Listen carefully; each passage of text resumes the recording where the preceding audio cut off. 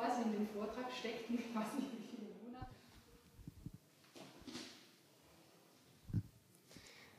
Monate. Können Sie sich erstmal kurz vorstellen mit Namen und Funktion vielleicht auch? Ja, ich bin die Elke Schenk, bin von Beruf aus Lehrerin für Deutsch und Gemeinschaftskunde am beruflichen Gymnasium und bin aktiv vor allem in der ATTAC-EU-Gruppe in Stuttgart.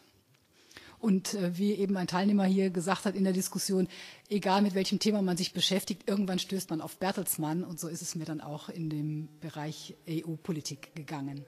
Das Thema war ja auch Militarisierung, EU-Außenpolitik. Und inwieweit ist da Bertelsmann aktiv? Die sind seit Ende der 80er Jahre aktiv, Politikberatung, wie sie das so beschönigend nennen, zu betreiben und haben schon ab Anfang der 2000er Jahre sehr deutlich Strategiepapiere und Veröffentlichungen verbreitet, die der EU einen Weltmachtstatus zuschreiben, also die EU in die Richtung umentwickeln wollen. Die EU soll letztlich auf gleicher Augenhöhe wie die USA geopolitisch agieren und alle auch militärischen Einsatzmöglichkeiten, was dann so Missionen heutzutage genannt wird, eigenständig auch ohne UNO-Mandat und ohne NATO-Unterstützung ausführen können. Und das hat dann zur Folge, dass viele Umänderungen auch im institutionellen Gefüge, im Entscheidungsgefüge der EU nötig sind, dass Aufrüstungsmaßnahmen nötig sind. Und man kann zum Beispiel sehen, dass in dem jetzigen Reformvertrag, der 16., 18. Oktober in Lissabon beschlossen wurde, der ja letztlich von den Inhalten her zu 95% identisch ist mit dem abgelehnten Verfassungsvertrag, dass sich dort einige zentrale Ideen der Bertelsmann Stiftung im Hinblick auf den Weltmachtstatus der EU niedergeschlagen haben. Also was sie immer befürwortet haben, war ein europäischer Außenminister. Den wird es jetzt geben, auch wenn er nicht so heißen darf. Er ist jetzt hoher Vertreter für die Außen- und Sicherheitspolitik. Die Rüstungsagentur ist beschlossen. Es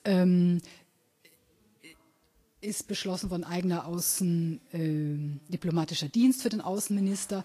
Es sind Entscheidungen getroffen worden im Hinblick auf eine stärkere Zentralisierung von Entscheidungsstrukturen in Brüssel, was den großen Ländern Vorteile verschaffen wird, also gerade Deutschland, Großbritannien und Frankreich. Welches Interesse, also eigenes Interesse, könnte denn der Bertelsmann-Konzern haben, so eine aggressive Außenpolitik der EU zu unterstützen?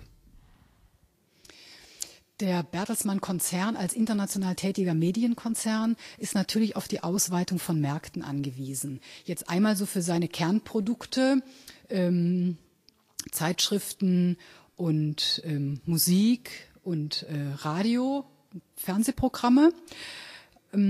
Das ist das eine. Und da muss man natürlich schauen, dass da so aufstrebende Mächte wie China und Indien, die ja dann so als die bösen drohenden Gefahren an die Wand gemalt werden, einem nicht zuvorkommen.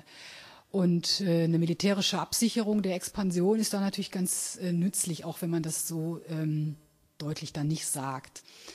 Das Zweite ist, dass es eine Bertelsmann-Tochter gibt, Arvato, ein sogenannter Dienstleister, der auch im Bereich von IT-Lösungen und Informationstechnologie tätig ist und die Ideen für eine eigene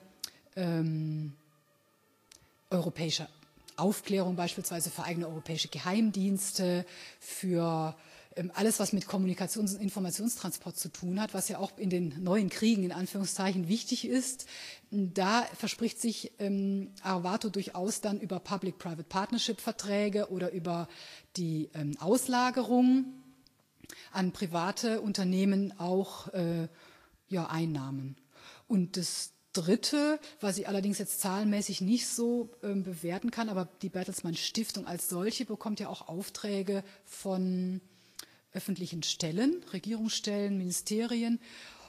Und so fließen dann natürlich auch wieder Einnahmen an die zurück.